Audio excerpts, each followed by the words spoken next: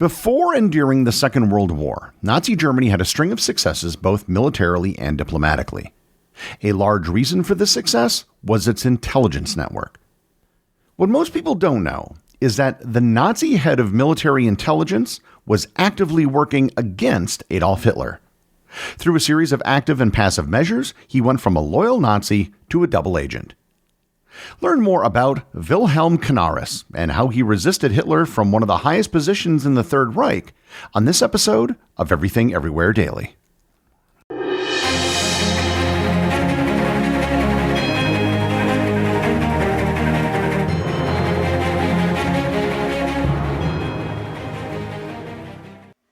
This episode is sponsored by Quince.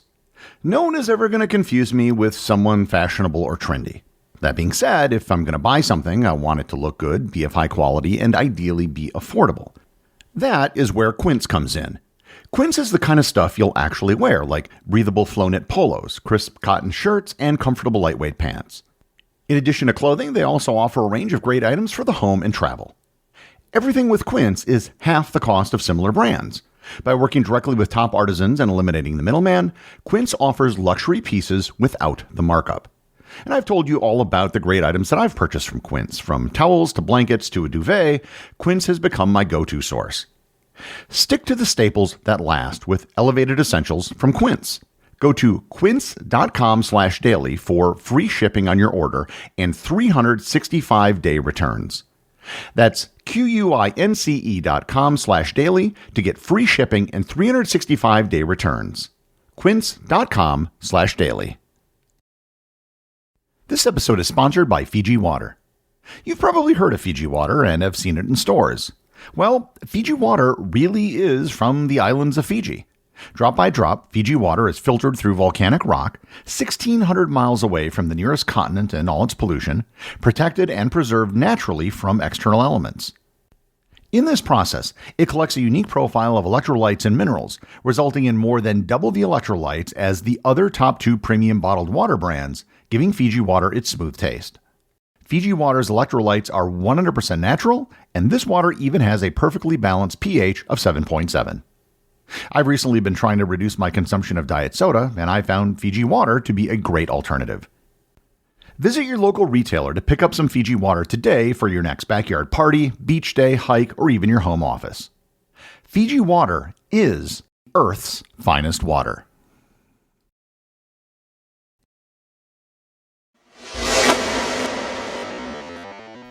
Before we can understand how Wilhelm Canaris resisted and worked against Adolf Hitler, we first have to understand how he became involved with the Nazi Party in the first place. Canaris was born in 1887 in Opplerbeck, Germany. His father was industrialist Karl Canaris. He grew up believing that he was related to a hero of the Greek War of Independence, Constantine Canaris, and this belief is what drew him to the military. Later genealogical research revealed that his family actually came from northern Italy, but the supposed Greek heritage provided the initial motivation for his interest. His father had initially encouraged him to join the Imperial Army, despite his desire to join the Navy. But after his father died, he began his naval career, joining the German Imperial Navy in 1905.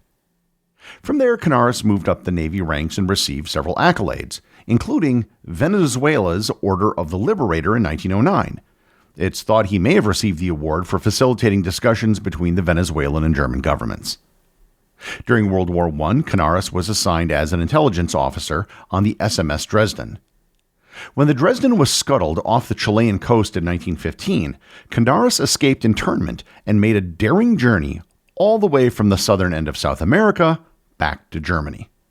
For much of the remainder of the war, he worked in naval intelligence, particularly focusing on sabotage and espionage operations. Because of his language skills and astuteness, Canaris was selected to establish Germany's intelligence operations in the Mediterranean. He was sent to Spain to gather information about the enemy and their shipping operations and helped establish a supply network for German U-boats.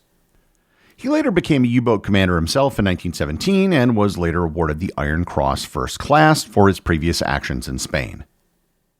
After Germany's defeat in the war, during the Weimar Republic, Canaris organized a paramilitary unit to suppress communists. Canaris was a staunch anti-communist, and this would factor into his later decision to join the Nazi Party. His hatred of communists ran so deep that, while serving as a member of a military court, he acquitted many cases involving the murder of leftist Germans and even helped one accused murderer escape. In 1919, Canaris married Erika Waag, the daughter of a German industrialist, and the couple later had 2 children. In 1924, Canaris began covert work for the German military. He was sent to Japan to supervise a secret U-boat construction program. This program was in direct violation of the Treaty of Versailles and eventually came to an end. However, even if this particular secret program ended, Canaris did not end his covert efforts on behalf of the German Navy. He began to make deals with Spanish merchants, the Spanish Navy, German industrialists, and Argentine capitalists so that Germany could continue its illegal naval ventures. In 1928, Canaris was removed from his intelligence post and for several years served in the regular Navy, where he eventually rose to the rank of captain of the battleship SMS Schlesien. And 2 months after becoming captain, Adolf Hitler became the Chancellor of Germany. Canaris was never a fan of the Weimar Republic. He was not convinced by Republican principles, and many of his values fell in line with the Nazis. He was drawn to state-centered authoritarianism, the concept of a strong leader, and the Nazis' plans to break the Treaty of Versailles. Another big draw to the Nazis was the fact that they were strident anti-communists. He was also drawn to a society based on military virtues, and he desired a stronger navy and a return to Germany becoming a world power that Hitler and the Nazis promised. Because of these reasons, Canaris became a member of the Nazi Party and supported the new regime, believing that the party would restore German military greatness. Canaris became the head of the Abwehr, or the German Military Intelligence Agency, in January of 1935. Some of Canaris' friends expressed concern about him taking this position because of Reinhard Heydrich. Heydrich was the head of the SD, or the Sicherheitsdienst, which was the intelligence wing of the SS and the Nazi Party itself. Heydrich blamed the Abwehr for many of the failures during the First World War and wanted to see all of the intelligence gathering in Nazi Germany. Canaris and Heydrich had an amicable personal relationship, although there was some distrust on both sides. Canaris saw Heinrich as a brutal fanatic, whereas Heinrich was wary of Canaris and cautioned others about his motives. Later in May, Canaris was tasked with hiding the German rearmament program from counterintelligence. This resulted in the expansion of the Abwehr, creating a new extensive surveillance network. At this time, before the war had begun, Canaris was still a devotee of Hitler and the Nazi Party. He was a German nationalist, a social Darwinist, and a firm anti-Semite. His anti-Semitic beliefs led him to being the person to suggest that all Jews wear the Star of David on their clothing, which made it easy for them to be targeted on the streets and eventually rounded up. Canaris had a strong relationship with the Spanish and used them to help convince Hitler to back Franco during the Spanish Civil War, despite treaties to the contrary. And he also personally oversaw much of Germany's annexation of Austria and led the deception efforts prior to the annexation. So at this point in the story, he is most definitely not the hero.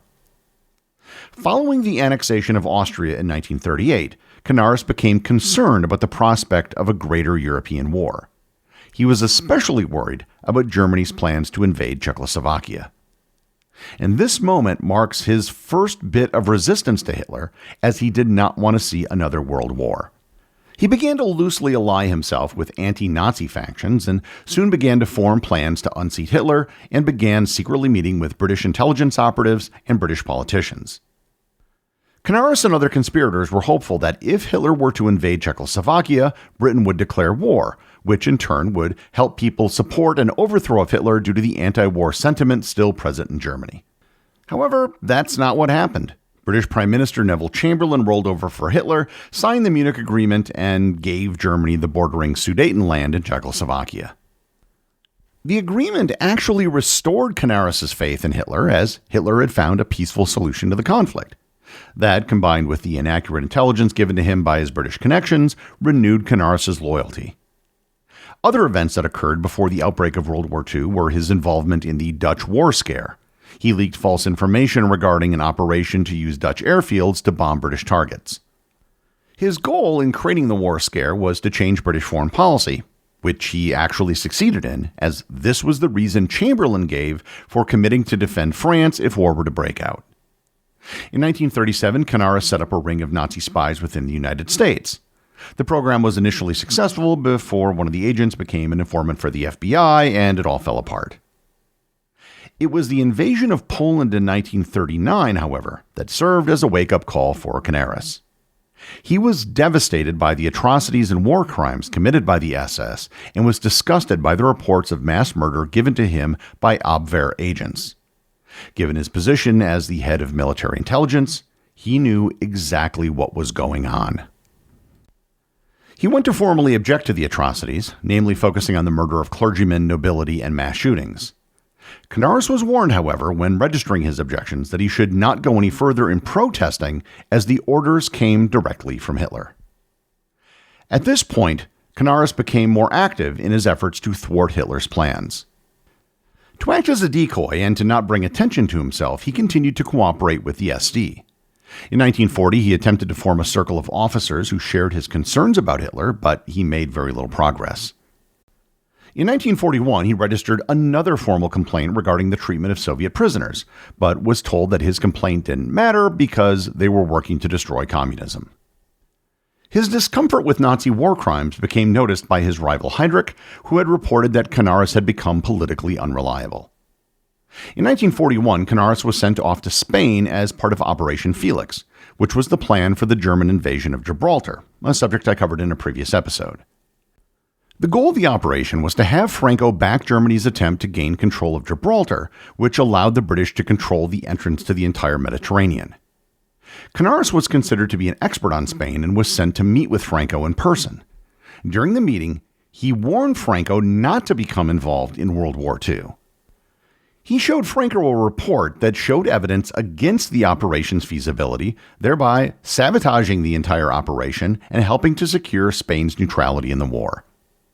Canaris returned to Germany and reported that Spain would not become involved in the war without the defeat of Britain. Later, after the war, Franco formally thanked Canaris' widow for keeping Spain out of the conflict.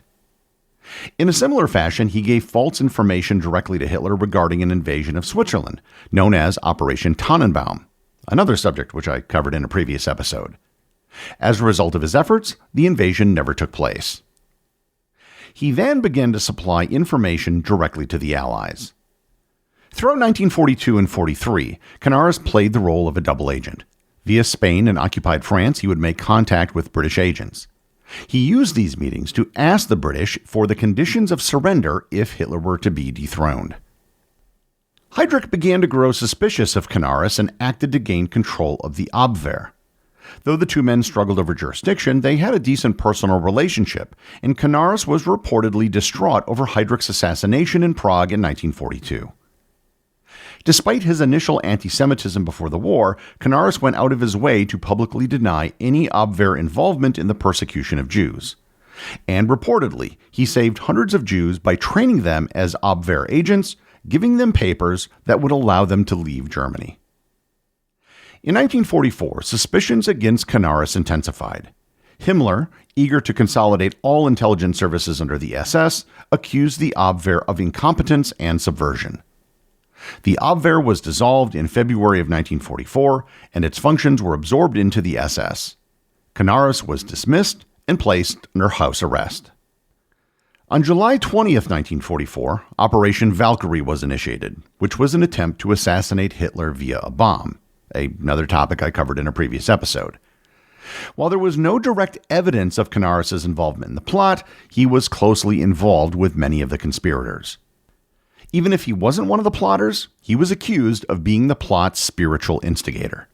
He was arrested and imprisoned at the Flossenburg concentration camp. There he was kept in solitary confinement and subject to brutal interrogations. In April of 1945, as the Allies were closing in, Hitler ordered the execution of several high-profile resistance figures, including Canaris. He was executed just a few weeks before Germany surrendered on April 9th at Flossenburg. His execution was designed to be humiliating as he was stripped and hung on a butcher's hook. Before his death, it's reported by a fellow prisoner of the camp that Canaris tapped in code on his cell wall. His message was that he was not a traitor, but acted for his country. After the war ended, Two of the men who survived and worked for Canaris testified in the Nuremberg trials about Canaris' attempts to undermine Hitler. Canaris' defiance was used to help convict those who claimed that they were just following orders. The case of Wilhelm Canaris is a troubling one. On one hand, he was, at least at first, a committed Nazi and fully supported Hitler. However, after the war began, he was one of the only high-ranking officers in Germany who worked actively against Hitler. Declassified documents and testimonies have increasingly affirmed that, despite his numerous flaws, Canaris was a central figure in the German resistance. He was one of the only men who used his power to mitigate the crimes of the regime that he served. The executive producer of Everything Everywhere Daily is Charles Daniel. The associate producers are Austin Otkin and Cameron Kiefer. Research and writing for this episode was provided by Olivia Ash. Today's review comes from listener J. Welsh2 over on Apple Podcasts in the United States. They write, "Concise awesomeness. Gary's ability to provide interesting, concise content on Everything Everywhere Daily continues to amaze and intrigue. Keep up the great work. I officially join the Completionist Club as I write this review." Well, thanks, Jay, and congratulations on joining the Completionist Club. This accomplishment is getting more difficult every day as more episodes come out. So those who join the club at this point in time, 5 years after the launch of the show, are showing a great amount of commitment and tenacity. Remember, if you leave a review or send me a boostagram, you too can have it read on the show.